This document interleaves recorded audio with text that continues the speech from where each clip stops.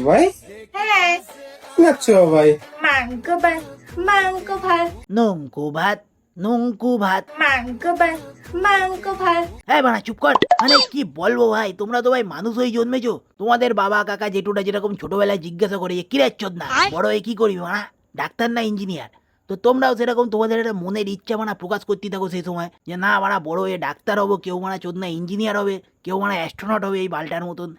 তোমার এক একজনের এক এক রকম ফ্যান্টাসি থাকেই, তো ঠিক সেই রকমই আমাদের বংশে, আমাদের মুরগি বংশে, আমাদেরও মানা যারা বড়রা রয়েছে বাবা কাকা জেঠারা, তো তারা আমাদেরকে কি জিজ্ঞাসা করে জানো যে কিরা চোদ না মরার পরে কি হবি, তো আমরাও সেই সময় আমাদের নিজস্ব ইচ্ছা মানা প্রকাশ করে দেই যে মরার পরে কেউ মানা চিলি চিকেন হতে চায়, কেউ মানা তন্দুরি হতে চায়, কেউ আবার সেই ঐতিহাসিক ঢ্যাবনাদের মানা হাড়ির ভেতর ঢুকতে চায়। মানে ভাই আলাদা আলাদা এক একজনের সব ফ্যান্টাসি থাকে। তো সেই রকমই আমারও মানা একটা ফ্যান্টাসি ছিল যে মানা মরার পরে এজ আ চিলি চিকেন নিজেকে মানা রিপ্রেজেন্ট করবো, মানা বড় বড় ল্যাবিস রেস্টুরেন্টে মানা এসি রেস্টুরেন্টে কোনো একটা চুদির ভাই আসবে তার গার্লফ্রেন্ডকে নিয়ে, ওরা ওদের ফার্স্ট ডেটে মানা আমাকে খেয়েই মানা একদম সারা জীবন মনে রেখে দেবেন মানা।